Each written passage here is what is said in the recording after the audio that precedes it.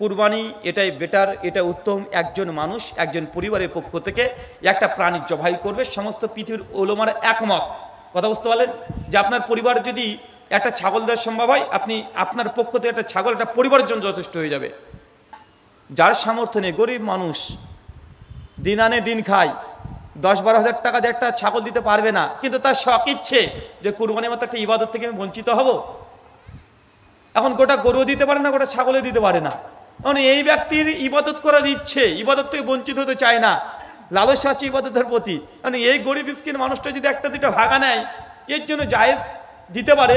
আসলে এদের জন্য জায়েজ, বিপদে পড়ে মাজুর অবস্থায়। কিন্তু আপনার বাড়িতে 3 জন ছেলে চাকরি করে, 3 ভাই মিলে 3টা ভাগা নিয়েছেন, এটা বদমাইশি। এটা কি? এটা বদমাইশি।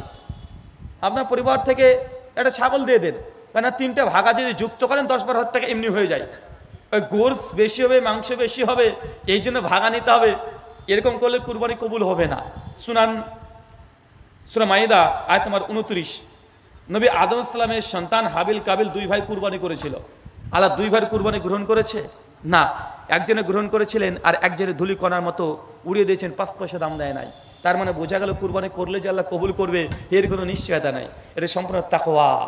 যদি আপনি মাংসর জন্য, মাংসের লোভে যদি কুরবানি করেন, কুরবানি গিয়েছে, ওই কুরবানি আপনাকে জাহান্নামে নিয়ে যাবে। কথা বুঝতে পারলেন না?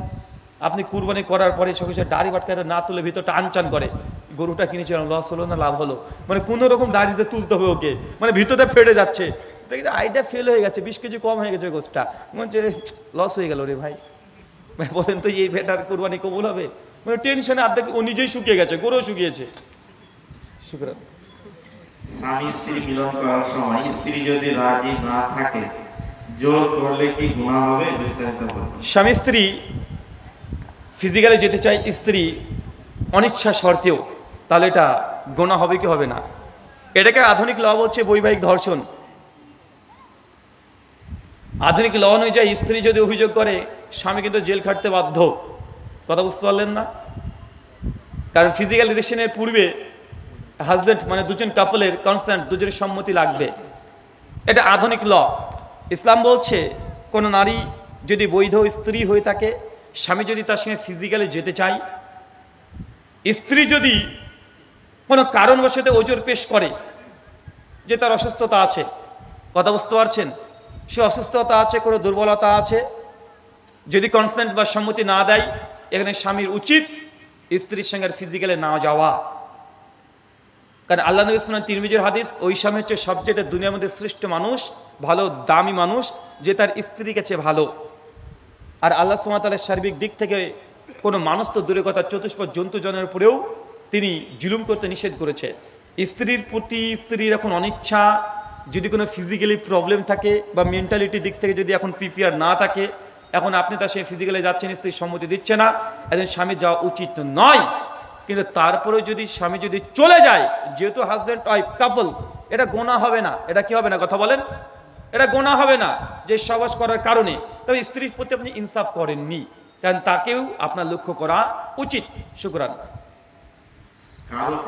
বরং ওই নারী প্রসঙ্গে হাদিসে আসছে, বুখারী মুসলিমের হাদিসে, যদি ইচ্ছাকৃত দূরত্ব বজায় করে, তাহলে ওই মেয়ের জন্য আল্লাহ সুবহানাহু ওয়া তাআলা পক্ষ থেকে ফেরেশতা সারাত ধরে তাকে অধিশাপ লানত করতে থাকবে, মেয়েটাকে, স্ত্রীকে, যে তোমার স্বামী চেয়েছে, সে ক্ষুধার্ত, তাকে খেতে দাওনি। এটা ক্ষুধা, এটা শারীরিক ক্ষুধা।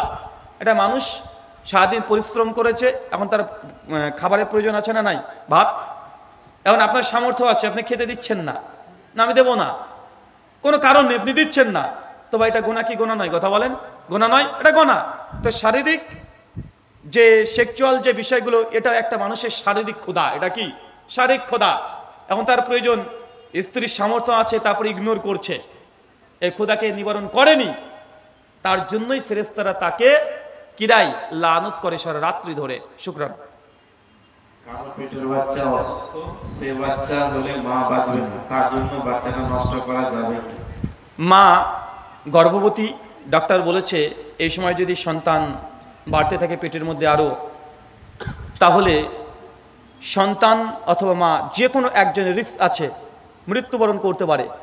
এক্ষেত্রে এই সন্তানকে পেটের মধ্যে থেকে ভ্রূণ নষ্ট করতে পারবে কি পারবে না? ইসলাম হচ্ছে ইজাজত বা অনুমতি এখানে দেয় যে ডাক্তার সত্যি এমন পরামর্শ দেয় যে সন্তান যদি গর্ভে থাকে তাহলে মার মৃত্যু হতে পারে নিশ্চিত, এরকম আশঙ্কা যদি থাকে, 100% তো বলতে পারবে না, আশঙ্কা যদি থাকে তাহলে সেই গর্ভের সন্তানকে ডাক্তারের মাধ্যমে আপনি ভ্রূণটাকে সেই সময়তে ডিস্ট্রয় করতে পারবেন, তার আগে নয়। হ্যাঁ,